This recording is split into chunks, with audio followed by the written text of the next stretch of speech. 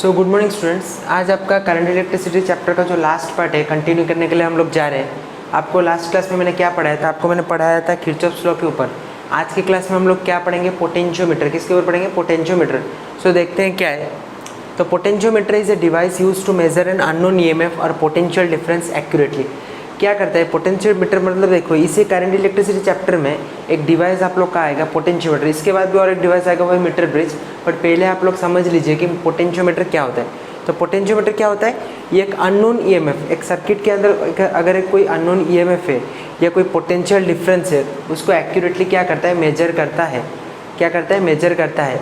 अच्छा, इसका और एक बेसिक क्या बात है, ये सर्किट से कोई भी करंट ड्रॉ नहीं करता, बट फिर भी ये क्या करता है? ईएमएफ या पोटेंशियल डिफरेंस एक्यूरेटली मेजर कर लेता है। एक्यूरेटली क्या करता है?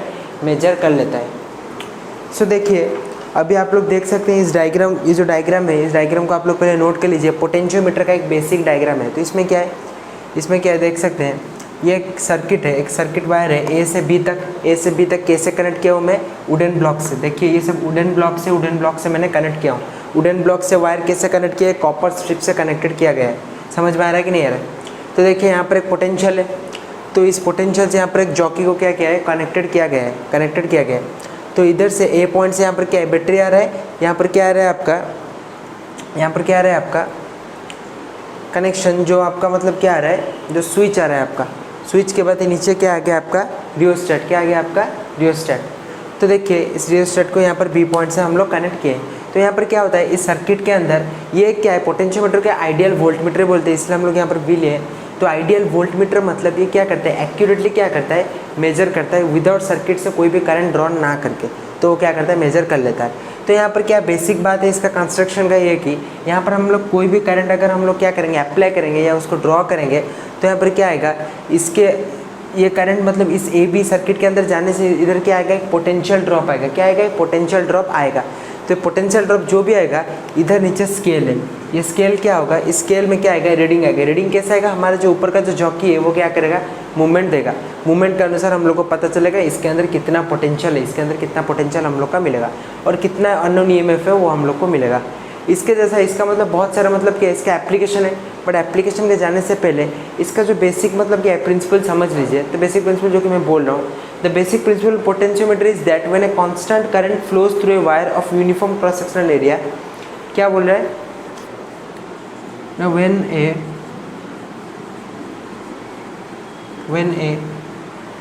when a constant current flows through a wire, when a constant current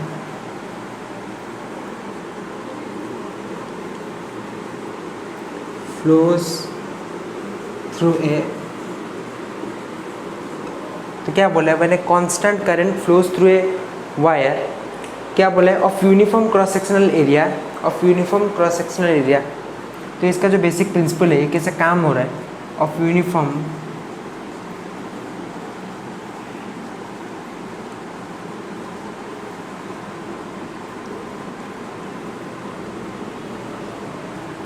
क्या बोल रहे हैं? Of uniform cross sectional area, the potential drop across any length of the wire.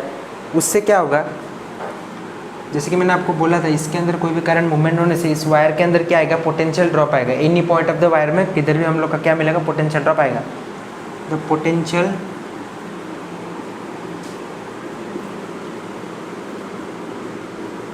क्या बोल रहा है? The potential drop across any length of wire, drop in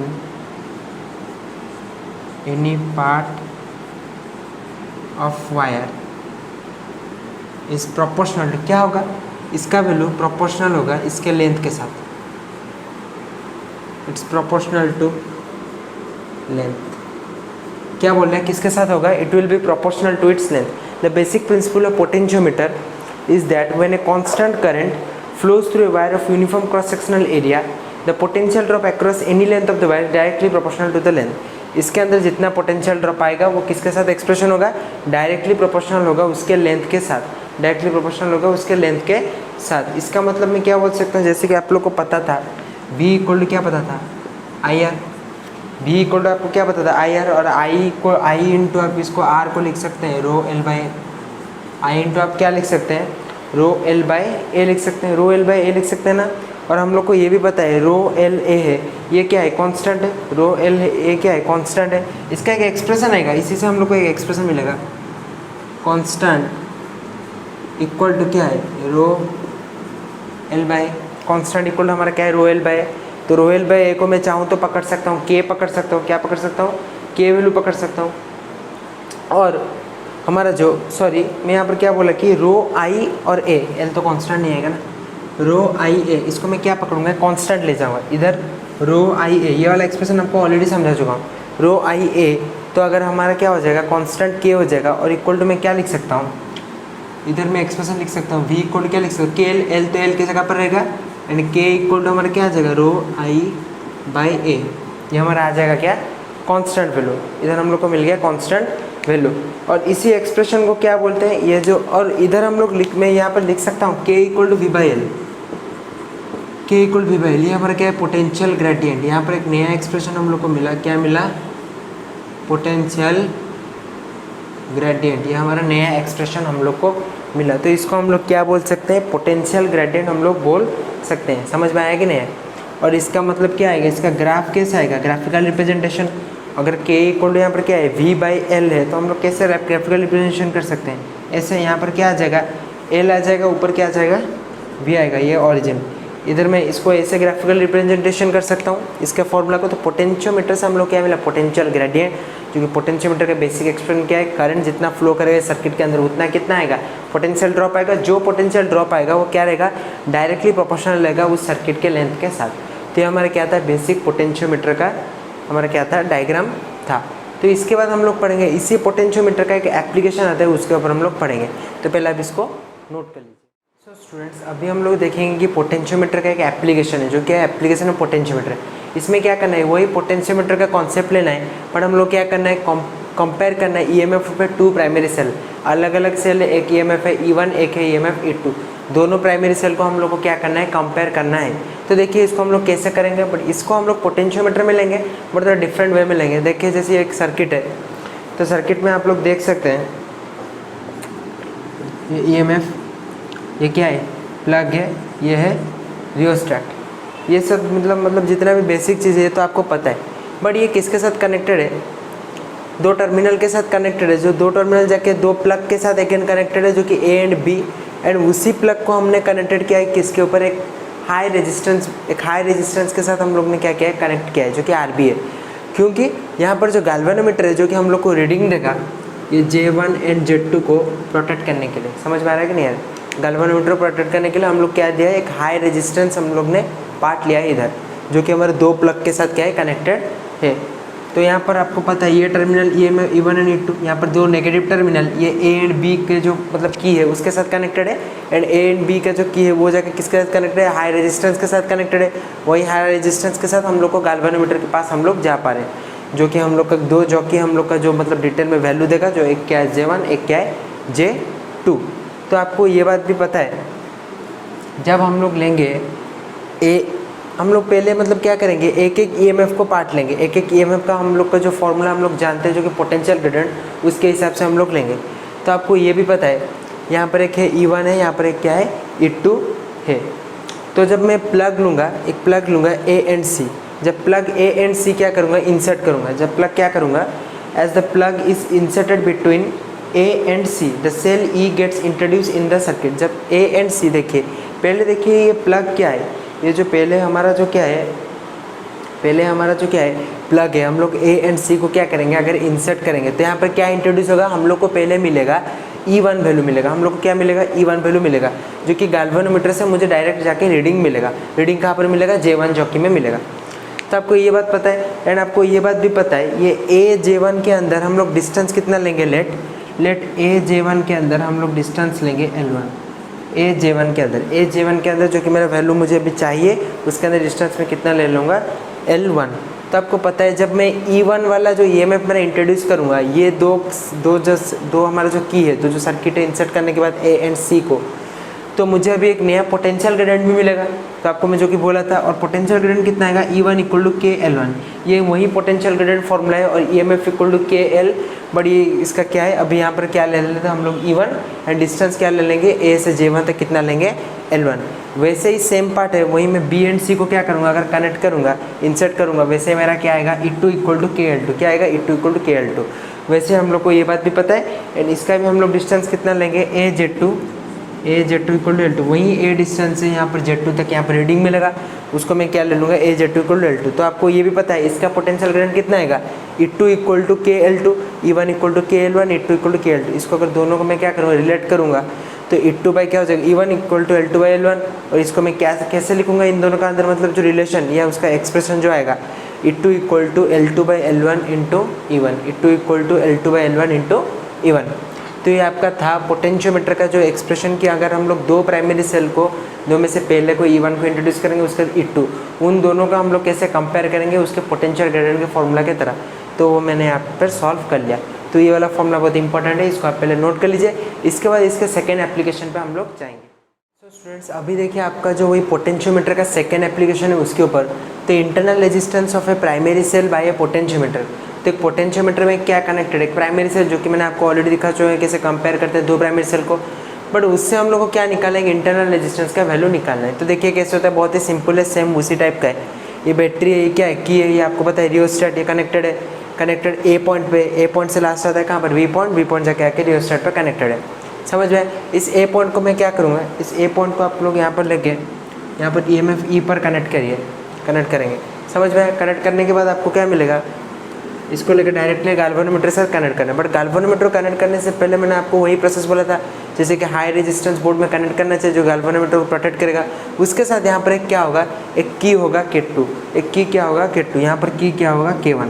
ये दो कीज़ है, इस दो कीज़ के ऊपर बेस्ड है, एक को ओपन रखना है, एक को क्लोज रखना है। ओपन क्लोज की रखने से आपको पता है उसमें क्या होगा, जहाँ पर एक करंट फ्लो करेगा, एक में करंट फ्लो नहीं करेगा, उसी से हम लोग को रिलेशन मिलेगा। तो देखिए ये आपको इतना समझ में आ गया, जो कि रीडिंग मिलेगा हमारा वहाँ पर जे जॉकी से मिलेगा। तो देखिए तो क्या बोला है, क्लोज दो की K1 A constant current flows through a potentiometer wire. हम अगर क्या करेंगे, K1 को क्या करेंगे, क्लोज करेंगे, तो एक कांस्टेंट करंट क्या फ्लो करेगा पोटेंशियोमीटर के अंदर। तो पोटेंशियोमीटर के अंदर आपको पता है कांस्टेंट करंट फ्लो करेगा अगर हम लोग एक की K1 को हम लोग क्या करेंगे, क्लोज करेंगे। तो यहाँ पर K1 को क्या होगा, क्लोज होगा। क्लोज क्या करेंगे कि K1 को हम लोग क्या करेंगे, क्लोज करेंगे, जहाँ पर एक कांस्टेंट करंट क्या करेगा, फ्लो करेगा। तो वहाँ पर क्या होगा, K2 क्या होगा, हमारा जो K2 हमारा K वो क्या रहेगा, ओपन रहेगा, जिसलिए हमारा क्या करेगा, जॉकी हमारा क्या करेगा, मूव करेगा। ओपन रहेगा इसलिए हमारे यहाँ पर जॉकी क्या करेगा, मूव करेगा। मैंने आपको जैसे बोला था, जो करंट फ्लो करने से जितना हमारा पोटेंशियल ड्रॉप होता है डायरेक्टली प्रोपोर्शनल लेता है लेंथ के साथ, जो कि हमारा पोटेंशियल ग्रेडियंट फॉर्मूला आता है। इसलिए हम लोग अभी फॉर्मूला लिख सकता हूँ, E इक्वल टू KL1, क्या लिख सकता हूँ, E equal to KL1 formula लिख सकता हूँ, जैसे कि मैंने पहले लिखा था, ये आपको ये भी पता है। उसके बाद ये क्या बोला है, with the help of a resistance box RB introduce a resistance R and close key K2, find the balance point from the terminal potential difference B of the cell if L2 is the. तो देखिए यहाँ पर जब यहाँ क्या करें हम लोग, जब क्या करें K2 को क्या करें, क्लोज करें, हम लोग K2 को क्या करेंगे, उसके बाद जब हम लोग K2 को क्या करेंगे, क्लोज करेंगे, तब हमारे अंदर यहाँ पर क्या मिलेगा, एक पोटेंशियल डिफरेंस जनरेट होगा, जिसके लिए मैं आपका सेकेंड फॉर्मूला को मैं चाहे लिख सकता हूँ V इक्वल टू KL2। क्या लिख सकता हूँ formula, V equal to KL2। पहले हम लोग का सिचुएशन के अनुसार क्या आएगा, E equal to KL1, second formula क्या आएगा, V इक्वल टू KL2। वही E इक्वल टू KL2 लिखते थे, बट जैसे कि यहाँ पर आपको बोल रहा हूँ कि यहाँ पर सर्किट को हम लोग क्या करें, क्लोज एंड ओपन करें, इसलिए हमारा क्या जनरेट होगा, पोटेंशियल डिफरेंस जनरेट होगा, इसलिए मैंने फॉर्मूला E की जगह पर क्या लिखा, V इक्वल टू KL2। इसके अंदर रिलेशन लाऊंगा तो E by V equal to L1 by L2, ये K क्या होगा, कैंसिल हो जाएगा। और आपको पता है E इक्वल टू फॉर्मूला पता है, EMF equal to IR plus R, internal resistance plus external resistance, या तो आपको पता है। एंड V इक्वल आपको फॉर्मूला पता है IR, V इक्वल क्या फॉर्मूला पता है IR। यहाँ पर E इक्वल आप लोग लिख सकते हैं, E में अगर वैल्यू आप लोग सब्स्टिट्यूट करेंगे तो V पे अगर वैल्यू सब्स्टिट्यूट करेंगे IR, E पे वैल्यू सब्स्टिट्यूट करेंगे IR प्लस R, तो II कैंसिल होगा, रह जाएगा क्या, R plus R by R। And उधर राइट हैंड साइड में L1 बाई L2 रहेगा।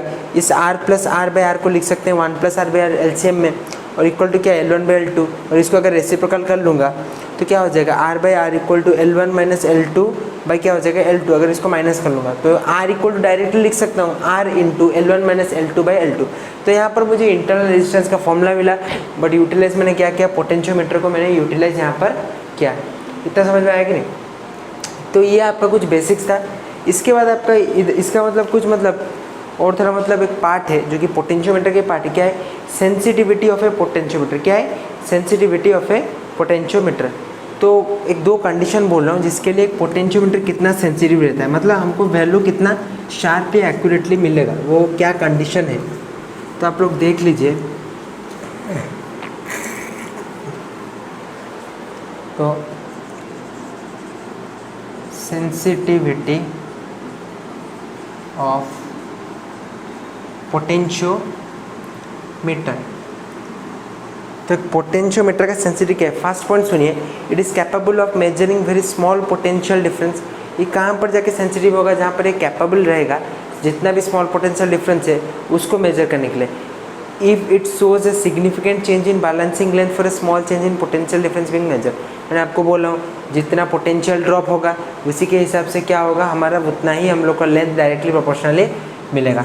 तो पहला पॉइंट क्या है, सेंसिटिव पोटेंशियोमीटर ना क्या कर सकता है ना, वेरी स्मॉल पोटेंशियल डिफरेंस को क्या कर सकता है, मेजर कर सकता है स्मॉल। उसके बाद क्या बोला है, ये सिग्निफिकेंट सोर्स सिग्निफिकेंट चेंज, तो क्या कर सकता है, significant change in balancing length for a small change in potential difference, मतलब लेंथ विथ पोटेंशियल डिफरेंस और डायरेक्ट प्रोपोर्शनल लेंथ के साथ एक रिलेशन वो सिग्निफिकेंटली दिखा सकता है। तो ये आपका क्या था, पोटेंशियोमीटर का पार्ट था। तो आप पहले इसे आप जितना भी लिखा हूँ आप पहले इसको नोट कर लीजिए। तो स्टूडेंट्स अभी देखिए हम लोग क्या पढ़ेंगे, व्हीटस्टोन ब्रिज। तो व्हीटस्टोन ब्रिज क्या होता है, एक अरेंजमेंट होता है जिस अरेंजमेंट से हम लोग क्या करते हैं, जितना भी कॉम्प्लेक्स हमारा सर्किट हो उसको हम लोग क्या कर सकते हैं, सॉल्व कर सकते हैं मतलब एक जनरल फार्मूला से। तो क्या बोला है, arrangement of 4 resistance use to determine one of this resistance. अगर 4 रेजिस्टेंस होगा जिसमें से हम लोग को क्या करना पड़ेगा, एक रेजिस्टेंस का वैल्यू निकालना पड़ेगा। तो उस मेथड में हम लोग क्या करेंगे, व्हीटस्टोन ब्रिज अप्लाई करेंगे quickly and accurately in terms of maintaining 3 resistance. तो यहाँ पे क्या होगा, अगर 4 रेजिस्टेंस होगा और हम लोग क्या करेंगे, मेंटेन करेंगे 3 रेजिस्टेंस को हम लोग क्या करेंगे, मेंटेन करके क्या करेंगे, सॉल्व करेंगे।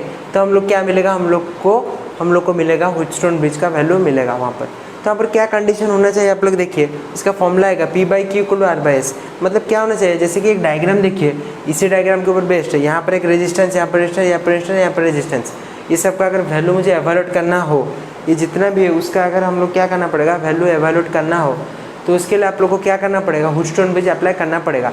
अगर ये दोनों का प्रोडक्ट है, ये दोनों का प्रोडक्ट अगर सेम हो रहा है, इसका मतलब हम लोग क्या कर सकते हैं, यहाँ पर हम लोग व्हीटस्टोन ब्रिज अप्लाई कर सकते हैं।